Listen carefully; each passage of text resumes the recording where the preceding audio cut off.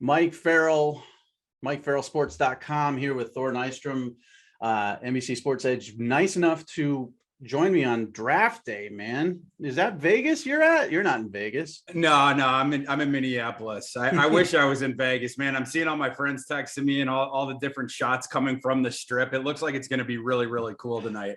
It's going to be interesting as well because there's so many rumors out there. I actually have to pull up the order of the draft because I've got it memorized, but then I always forget it because I'm senile. But there's been so many trades. Yeah. Trayvon Walker at number one, that's kind of what you're hearing, right? That's right. Yeah. All the steam has moved that way and heard from all the plugged in reporters. That is a done deal. That is going to happen. He's going to be the first pick. Yeah. So now there's talk about Thibodeau or Hutchinson at number two. I think it's Hutchinson. I think Thibodeau's a smokescreen. Now, remember 3 weeks ago when Dan Campbell didn't like Thibodeau? He has had comments both ways. Like he had that one comment about turn on the tape. He's a great player. And then there's been sort of pessimistic comments too. You mentioned the word smokescreen. I think Detroit has done a fabulous job this process, keeping us off their trail. It sort of reminds me of the 49ers last process when they were going after Trey Lance, except the 49ers sort of fed a false target to their media contacts. Whereas Detroit, they haven't really done that. They've just been super duper quiet and give sort of these conflicting quotes about either players or positions they might be targeting to the media. Well, I mean, it would be a stunner if it's anybody but Hutchinson or Thibodeau. I mean, I know You've talked Malik Willis at number two. I cannot see them doing that. I think they trade back if they want to do that, but there's a risk obviously missing out on him. The Texans rumor lately is Stingley at three, but I'm hearing Ekwonu. What are you hearing? Both. I think Stingley had that huge smoke, but it seems like now that Ekwonu could fall down there, I don't know if they thought that was even a possibility a week or two ago, but I think now that it is, I think that is a very real possibility. I agree with your assessment. It's between those two guys. I might be leaning Ekwonu at this point over Stingley. Yeah. I thought that was a smoke screen too, just to sort of, they know some teams around 8 to 12 would love to have Stingley. They know Sauce is gone at 4. So maybe they can, lure somebody into trading up to get that third pick to get Stingley. But Ekwonu is my pick at number 3. Sauce, I think everybody knows, is going 4. That's another easy one. 5 and 7. The Giants, they're targeting Charles Cross, and they got to take one of these edges, right? I think so. The Cross thing is really interesting, right? Mike, I don't know what you're hearing. I've been really surprised to hear that the Giants could prefer Charles Cross to Evan Neal. I certainly don't, but it seems like that's what their prerogative is. I don't know if that's a smokescreen in and of itself. Is that what you're hearing as well, that the Giants prefer Cross? I've heard it for a long time. Yeah. But you just can't predict. I mean, I know it's different people with the Giants, but you can't predict the level of stupidity for the Giants or Jets, as to what they're going to do. You remember a couple of years ago, I mean, they reached at offensive tackle, and I think Cross is also a reach at offensive tackle. But yeah, again, I don't understand. Where are they finding this pass pro film? Where is it? I don't know. And it seems like the media, I don't know if this is the Giants folks talking to really plugged in people telling them that they love Cross, or if a lot has been extrapolated from the idea that the Giants at Cross's pro day asked him to play right tackle. Because it seems like a whole lot has been extrapolated just off of that. It's like connecting the dots of Andrew Thomas is going to be the left tackle. Oh, right. They want to see Cross at right tackle, all that sort of stuff. I don't really get it. The idea that you would take Charles Cross over Evan Neal, if you got the gift from the universe that Evan Neal fell down to you at 5 or 7, I don't really understand that. But it does seem from the people that you talk to that would be their selection. It'll be funny too, because I think either Carolina or Atlanta might have, sort of not planted, but put that medical rumor out on Evan Neal. Because now he's, they're sliding with a medical question and blah, blah, blah. And I know Carolina would love him. I know Atlanta would love him. So who knows? I mean, maybe the Giants will be foolish and take Cross and leave Carolina. Carolina's going offensive tackle from what I hear. Have you heard anything different? Well, I know they're sniffing around the quarterbacks too. I know that they want to trade down as well. So the offensive tackle, certainly, I think the way that in the public sphere, that's the way that they're leaning. But I know that they want to do the splash at quarterback as well. The one thing I will say is they have opened up the requisite amount of cap space to acquire, whether it's Baker Mayfield or Jimmy Garoppolo.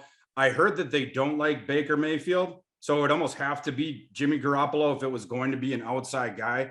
But they already informed Sam Darnold, we're going to acquire a quarterback this week. Whether that's a first round pick or whether that's a big trade, you would think it would have to be one of those two things, because Carolina doesn't have a day 2 pick. So after this 6th pick, they don't pick again until the 4th round.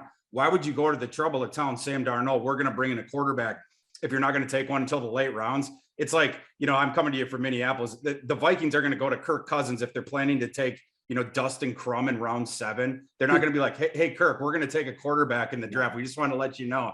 No. So Carolina is definitely going to do something with the quarterback position, and they don't have a lot of draft equity. It's going to be interesting to see how those moving parts align. They could trade back. I mean, let's say Iquanu and Neal are gone by 5. Maybe they'll trade back if they don't love Cross. I think if Neal's there, they take him at 6, but they could trade back. Like you said, they don't have a lot of draft capital. And, if they did trade back, they could still get one of, I don't think they're in love with one quarterback. I don't think they have to have Malik Willis. I think they like Kenny Pickett, which I don't understand. Agreed. And I think they actually like Desmond Ridder too, but I just don't. I mean, they can get those guys later. So, Atlanta. As far, well, I was just going to say, as far as a trade down, I think that the marriage that makes just so much sense in the world is Pittsburgh with Carolina. If Pittsburgh has the equity to get up high enough, I don't know if they'll be able to give Carolina enough, but if they can come up with a package, that would make so much sense. Because whether Carolina goes tackle, and it could be like a guy like Penning down there, someone like that, or whether it's their quarterback of choice, seems like it's Pickett. Pickett is much more, as you know, much more palpable at 20. I still wouldn't take him at 20, but he'd be much more palpable there than he would be at 6. And you have all these other roster holes outside the quarterback position that you need to plug with draft picks, but you don't have any day 2 picks. Meanwhile, we know that Pittsburgh absolutely loves Malik Willis. They might be the highest on him in the league, at least overtly, that we've heard about throughout the process. So they would seem to be motivated to go the other way. These two teams seem to match up on a trade. We'll see if something ends up happening. And then Atlanta, everybody in Atlanta wants them to take a wide receiver. But I could see an edge. I could see Jermaine Johnson if he's available there. I could see, potentially Stingley if he's available there. But wide receiver wise, I've got Olave and Wilson 1-2, and I think Drake London he's 3rd and only because of his size. But what are you hearing with Atlanta? Wide receiver, I would guess firstly, unless one of those big time edges that they happen to love falls down, I wouldn't expect them to go off the grid for like a random guy at a different position. The wide receiver that I hear that they love is Drake London. So I mean, he would definitely be chalk for that slot. The only thing that could complicate things, let's say a guy like Kayvon Thibodeau falls down there, they also have the huge need at edge, right? So Atlanta has one of the 2 worst receiving cores in the league. That's why, the receiving interest is so pronounced and why there's been so many rumors with that. But they also need an edge rusher badly, as you alluded to. And so maybe they're doing the sort of 3-dimensional chess thing, where if a guy that they feel is a top 3 talent in the class falls to them at 8, maybe they sort of reason to themselves, you know what, there's actually some depth at this receiver class. We can defer that today too. And we can take potentially what we feel is a generational edge talent here instead that should not have fallen to us. He only fell to us because of circumstance, and defer off of that. If something like that doesn't happen, though, I would expect them to go chalk and take presumably Drake London. Yeah. And again, I think he's got the most wide receiver 1 grades there. The other thing to consider is the Chiefs obviously trading up with their 2 first-round picks to try to get maybe Jamison Williams or something like that. There could be a trade partner there with maybe the 9 and 10 pick Seattle, New York Jets or somebody. I mean, the Debo talk is sort of slowed. I had heard. And Mike, just to your point. So I'm looking at the Rich Hill trade chart, which more of the NFL uses at this point than the Jimmy Johnson one. If you add up that 29th and that 30th pick from Kansas City, it's 203 points plus 196 points. So, basically 400 points. That Atlanta pick we were just talking about is 406 points. Yeah. So they are very close if they wanted to make that swap. Yeah, and that's where I think they would have to. Well, I mean, you don't expect. I mean, the Jets could go anything at 10. I mean, they could go best available player. They certainly need a wide receiver. If they're targeting the guy that the Chiefs like, if they like Jameson Williams, then you worry about that. Seattle, I don't think they're going to go wide receiver. But Yep. I just think 8's the spot. If we get to 8 and Atlanta has the pick, I don't see the Chiefs trading up for 11 or 12. I do see 12, 14, and 17 all in play for Jordan Davis. Now you're the Vikings guy. You tell me. Yeah, I think Jordan Davis is in play for the Vikings at 12. That's in line with stuff that I'm hearing as well. One super duper dark horse for Jordan Davis. I don't think he's been mocked here at all, but if Jordan Davis ends up being a stunner in the top 10, I think it would be to Seattle at number 9. I don't know that they would pull the trigger on him there, but I know that they like him. Other spots that I know like him as well. Houston at 13. And if he gets by both Minnesota and Houston, he's going 14 to Baltimore almost assuredly. You can almost put that in the bank. Unless the Chargers trade up, because if they do covet him, now maybe they like Wyatt. There's some red flags about Wyatt that aren't there for Jordan Davis. But, interior defensive line is certain the Chargers definitely need. And here's a weird one I have. I have the Commanders. If Jermaine Johnson falls to 11, even though it's not a need, I think they're going to take him. Oh, okay. Wow. Wouldn't that be crazy? Like, would Commanders fans, Redskins fans, would they lose their mind? Like, why are we taking another end? Our defensive line is the least of our problems, but he's so good that he falls to 11. What do you do? I mean, do you take a wide receiver that's going to complement McLaurin if you get him, obviously happy again? Or I just think value-wise, they're a team that shouldn't be looking at a defensive lineman at all and could be the surprise of the draft and take one. Yeah, Jermaine Johnson, he has I think the guy we were just talking about, Jordan Davis, I think he has one of the smallest band of outcomes in the first round, where it's the absolute highest I could see him going is 9. The absolute lowest I could see him going is 14. I think Jermaine Johnson has one of the wider ones, right? Like, we've heard people who are legitimate reporters, legitimately plugged in, say, do not be stunned if Jermaine Johnson goes number 4. Then we've also heard people say, don't be stunned if Jermaine Johnson falls into the late teens or early 20s. And like people that talk about like he could go way higher, they focus on like that explosive first step, the two-way game, the diversification of his game, how stout he is, all that sort of stuff. And then the other people, it tends to be like, I've heard that Jermaine's a little bit abrasive in his team interviews, and he's got sort of an abrasive personality. So it's hard to sort of gauge that stuff, because like when it comes to like the intangible stuff of being with the kid in the room, like I'm not privy to that sort of stuff. But I would be, I'm with you. I would be surprised if he fell way back there. As far as Washington at 11, they got a lot of different options. All that they have projected to the media, all process, is like receiver, but it absolutely could go a different way. The audible that I have seen is Kyle Hamilton, because they also need that safety position filled, because they cut Landon Collins, right? But could they just go completely off board and go to a different position if a guy fell that they didn't expect to be there? I think that would be in play too.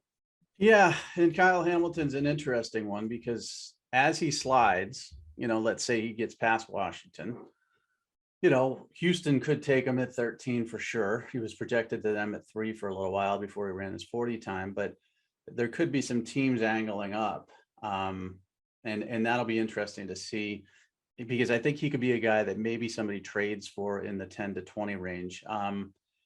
I see Philadelphia taking Quay Walker. That's my shock of the draft. Okay. And then go wide receiver with their other pick. But who do you have Philadelphia? What do you have them doing with their 2? In mine, at 15, I had Trent McDuffie, and at 18, I had Zion Johnson. But just to your thing about Quay Walker, there has been so much steam behind him going in the first round, and not just in the media.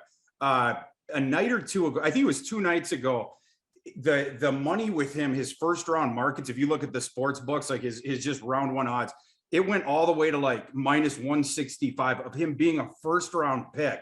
If that kind of money is coming in, you know there is legitimate intel behind that. So I am pretty convinced that Quay Walker is going to be picked tonight. It just becomes, where is that? You know, when people are trying to find where is that fit going to be, would make sense if it was Philadelphia. There's some organization out there who is obsessed with Quay Walker, because this stuff is coming from somewhere and it's legitimate information. I haven't been able to pin down exactly who it is, but it would make a lot of sense if it was Philadelphia. I think it is. And Quay Walker blocked me on Twitter, and I don't know why.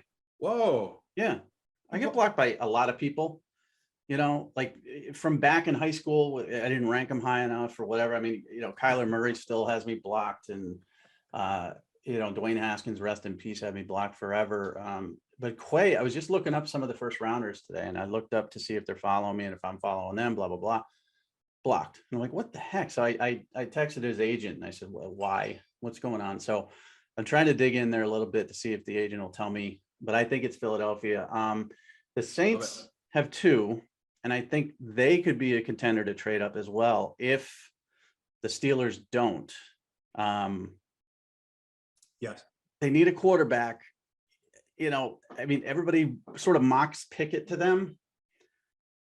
I don't know. I mean, you could get Pickett at 16 or 19, I think. Yeah. But do they want to settle for Pickett? I mean, that's the question. So I'm keeping an eye on the Saints to trade up as well. I've got New England with Zion Johnson. I know you've got him going earlier than that to Philadelphia, but if he's there, they love him. Absolutely love him. High character kid, plays all 5 O-line positions. And they might even trade up for him if they like him that much. So Green Bay's got to take a wide receiver at 22, right? Yeah, I think so. And, you know, you could defer it to 28 if someone fell down to you that you didn't expect to be there. But barring that, I would assume so, especially if one of the top 4 guys is there. Now, if the top 4 guys aren't there again and someone falls down, maybe it changes. But in my last mock, I had the one that I put out yesterday, I had Jahan Dotson going there. This is how I feel about Green Bay with those last 2 ones. Let's just assume that the top 4 guys are gone. And for people out there, I'm referring, of course, to the 2 Ohio State kids, Drake London and Jameson Williams. Let's assume that they're off the board there. Who would Green Bay be attracted to in their picks? I don't think Treylon Burks is a Green Bay kind of receiver, because he's more of a manufactured touch guy, like closer to the line of scrimmage. They're looking for guys that can win downfield, you know, in their route tree and everything like that, and then make plays downfield with Aaron Rodgers. Burks could become that, absolutely, down the line. But early on in his career, he's going to be what we saw, you know, at Arkansas recently, where it's a lot of the manufactured stuff, and then he's running after the catch. For Green Bay, what they need right this second in the window that they have Aaron Rodgers, I don't think he's a fit for him. I think the perfect fit for them is Christian Watson. I was just too much of a coward to put Christian Watson at 22, if I'm being perfectly honest. It seems like Jahan Dotson, value-wise, is more of a fit into that slot. But Christian Watson basically came off of the factory line as the perfect Green Bay Packer receiver, that prototypical 6'4", 210, runs the 4-3, the pop the top guy on the one side, and the guy blocks his ass off. Yeah, I have him. I have Watson. Is that Quay, Mike? No, it wasn't. That's why I bitch buttoned it. It was not. If it was, I would have picked it up. I have Dotson going to the Chiefs, and I do have Watson going to the Packers. I have him going. I forget if it's 22 or 28. I think it's 22. I really think they like him. I think you're exactly right. He's the perfect fit for them. You know, and then the Chiefs obviously will want, if they don't trade up for Jameson Williams, will want a receiver at the end there. And I don't see Treylon Burks being a fit for them either. Just like with the Green Bay Packers. So, but with 2 picks, the Chiefs and the Packers, one of those picks is going to be a wide receiver for both of them. It assumes, and we're both guessing perhaps Dotson, perhaps Watson. Agree. And by the way, Mike, I had Watson in one of those slots to the Chiefs. So I am totally on the same page with you on both. I mean, it's going to happen. I think we both agree that he's going to, you know, he's a guy that a lot of people haven't talked about as a first rounder, but he's going to be a first rounder. He's just too talented not to be. But but it really depends on how the draft shakes out. Like you said, if somebody drops to Green Bay at 22 they didn't expect, then they maybe take somebody at 28. But these other teams in the mix. I mean, Tennessee's really not in the mix for a wide receiver. Tampa Bay not really in the mix for a wide receiver. Buffalo doesn't need a wide receiver. Dallas, but I don't think they go wide receiver. I don't. If I were Dallas, I would not go wide receiver. Offensive lineman. So I've got Penning going to the Saints because I think he's Kyle Turley, and I think he's just perfect for their organization there. Mike, I do have to say thank you for that Kyle Turley comp. I stole it the rest of the process once you told me that on the last podcast. I think that is so perfect. So that's my comp for Turley in my Thor 500. He's and a lot of people forget him. He was a very, very good player. And has that 15-yard personal foul written all over him, and that's what Penning has too to me. And then I got your guy from Tulsa sneaking in here. Love it, Tyler Smith. Yeah, he's gonna go. I think. I don't know. I think he's gonna go in that 25 to 28 range, maybe 23, maybe 24, but I think he's gonna be in that range because. You look at Kansas City, 29-30. I think they're going to probably go edge.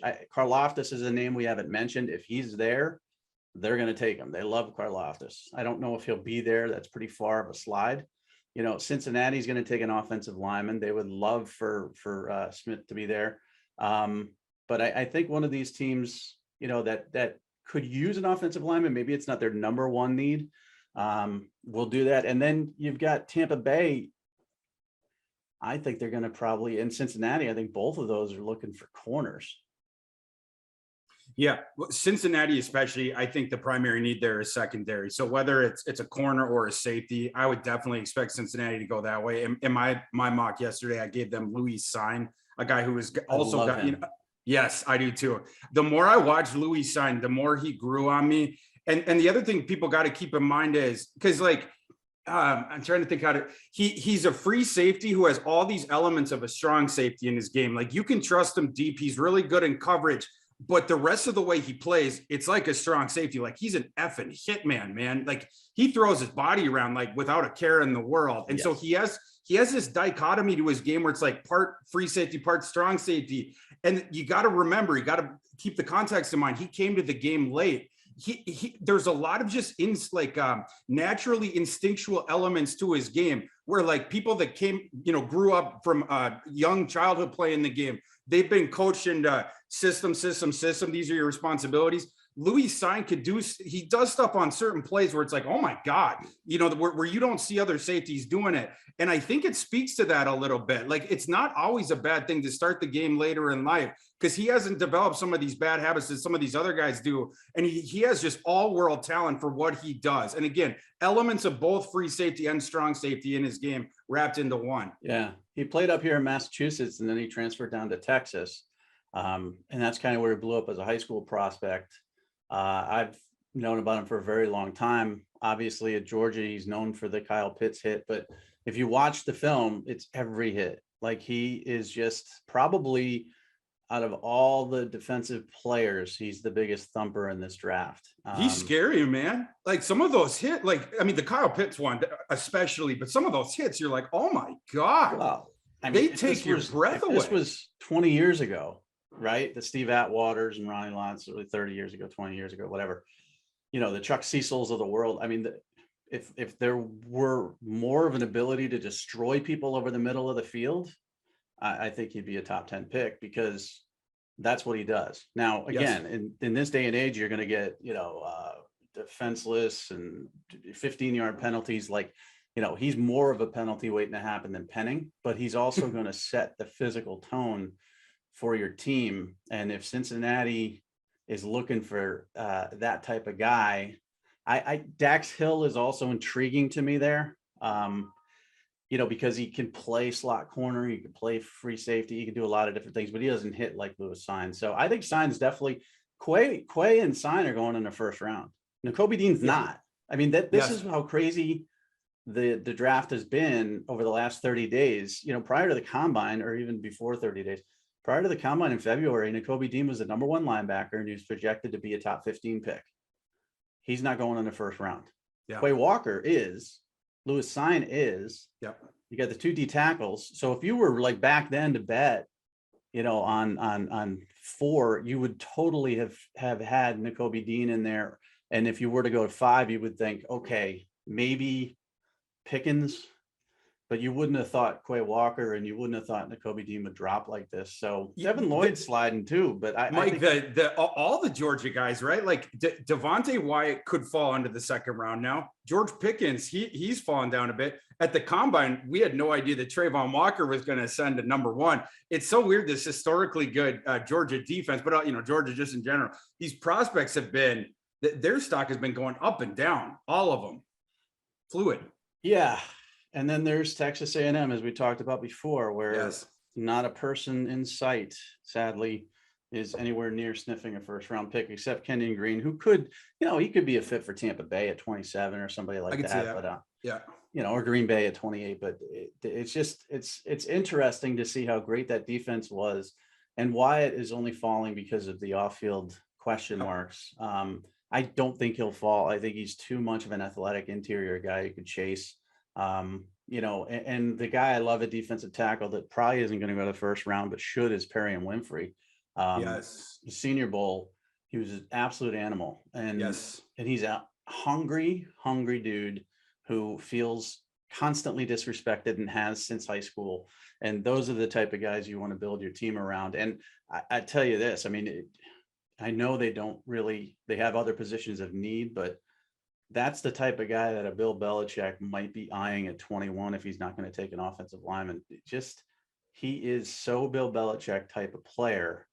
And Belichick, as we know, the Nate Soldiers of the world and all these other surprise first-round picks, it wouldn't shock me at all to see Perry and Winfrey go there. If he doesn't go there, then he'll slide, I think, out of the first round, and someone's going to get a really good second rounder. But it's Kenny Pickett, over under 16.5 is the pick. I go over. Me too. That was the big one yesterday, right? So a lot of people, I think it's moved because everybody went over, right? Now, he could still go 6. We don't know. And that's how crazy this draft is. But if anybody screams Christian Ponder, it's Kenny Pickett. And I just don't know. I would take one quarterback in this first round, and it's Malik Willis, and I wouldn't take anybody else. But agreed. It's a quarterback league. We know it could be as many as 4 taken. And possibly 2, possibly 3. It's going to be fun. I don't even know what to do. Like, this is the craziest draft when it comes to mocking that I've done in a long time. Maybe since that horrible EJ Manuel or that horrible Ponder situation. Because if you don't have the quarterbacks at the top, like last year, obviously we knew it was Trevor, and then we knew, where Lance and Fields would fall. And, we just kind of knew that there would be 4 in the top 15 or so. This year, without a quarterback, then it's all bets are off. You have no idea. Detroit's not going to take an offensive tackle with 2, that, right? And they're not going to take a corner, but it wouldn't stun me if they took Willis at 2. And at 32, if they don't take Willis, it wouldn't stun me if they took, a quarterback that they like there and just took a shot in the dark. So, and that's just one team. Who needs it more, Giants or Jets? Who needs what more? Who needs to hit this draft? There's 2 in the top 10 for both of them. Who needs to hit this draft more, the Giants or the Jets? Oh man. I would say the Jets, because they already got their quarterback. So I think they would be theoretically closer if both of their top 10 picks were grand slams. I think that's how they could jump forward quicker. I agree. And I think it's more important to them because the AFC is so strong as well. And I trust Joe Douglas. I think he's going to do a good job in this draft. I really do. Now, I don't know if they got the quarterback, I'm not sure if he's the guy or not, but I expect them to get 2 extremely high level impact players immediately. And also, I think in the second round, they'll do well also. But we won't get into the second round. That's too much. This has been long enough. I appreciate your time. It's a busy day. I'm going to get going. I got to produce this, and I'll just be sitting there at my house like you, with a lot of snacks and beer and whatever, and I'll just be tweeting what the hell just happened. I think by pick 3, maybe. If it's not Aquanu or Stingley, imagine, could be someone else, then it's just like, what the hell do we do? So thanks for your time. What do you do after the draft? You got to put your 2023 list out, right? Yeah, I like looking at the quarterbacks early on, and then, just starting with the college football work. But first and foremost, I'll get a little sleep. Well, obviously, CJ Stroud is number 1 in 2023 right now, I would think, with Will Anderson number 2. But I won't give away your top 10. I'm sure you're going to come out with that on Thursday. Actually, not Thursday. Today's Thursday. Tomorrow, right? What, Mike, you would put him above Bryce Young? I would, and I'll tell you why. Wow. Okay. I like Bryce Young a lot, and he's proven me wrong at every level. And again, we had him as a 5-star, and it's not like we disrespected Bryce Young ever. But every time I've been waiting for him to be like, okay, he's a little short, it's going to be an issue. But I think, and this is not Bryce's fault, and he's different than either of these guys, but I think Baker and Kyler have hurt him, because Baker has been what most people say is an ass and difficult to work with. You notice how no teammates are coming up and saying Baker's a great guy. And he's short, and Kyler's shorter, and he's an ass. Now, Bryce Young's not an ass. He's a good kid. His father's a good guy. But I think people are going to be like, CJ Stroud's 6'3", smooth as can be. Yeah, Ohio State maybe doesn't produce the best quarterbacks, but I'll take the 6'3", smooth, accurate guy over the 5'11", because the last 2 sub 6 foot guys didn't work out. And the Russell Wilson talk and the Aaron Rodgers talk of the short quarterback is kind of fading. And it's a copycat world. Remember a couple of years ago when every offensive lineman in the first round was 250 pounds out of high school? Yeah. And now you've got these monsters, and everybody said that's what you want. You want to build them up. Well, Evan Neal, Charles Cross, Garrett Bradbury changed that, Mike. all these guys are now, they were 350, they were 380, and all big guys top out. Nope. So I think with the short quarterbacks, you're going to see a little bit of a reset there. Bryce Young will go top 5, maybe 2, but I got Stroud, and Will Anderson is just impossible. If somebody doesn't need a quarterback, he's insane. Impossible. He's got to be this. Let's say Jacksonville sucks next year, right? And they get the number 1 pick again. Yeah. He's Will Anderson, right? Him. Yeah. I don't It's care got to if be. they take Trevon Walker. It's him. But if it's a quarterback needy team at number 1, which it's likely to be, because there's some real crappy quarterbacks starting for these teams that are already in the top 10, Seattle, Atlanta, Carolina, Detroit. One of those teams. If they don't take one. What's that? Detroit, if they don't take one. Detroit, yeah. One of those teams is going to have the number 1 pick next year, and they're going to take a quarterback. And then whoever is the non-quarterback needy team picking 2 or 3 is going to take Will Anderson. Those are the things I know. But yeah, I got Stroud. Now, Stroud struggled a little bit early last season, and Bryce Young didn't. Bryce Young struggled a little bit in mop time with Mac Jones. I could see an argument for either, though. And that's going to be fun, because now we have arguments about Malik Willis versus the rest of this horrible quarterback group. Next year, we get to debate good quarterbacks. Yes. Finally. Because I'm so sick of this 2022 class. So sick of it. It's not their fault, but good gosh, I'm tired of them. So 2023, Friday, I'll put out my top 10. I'm sure you will too. Oh, love it. Yeah. I'll be reading yours. Appreciate you, Mike. Thank you. As always, thank you very much. We'll have you on maybe post-draft next week. Love to. Thanks. See ya.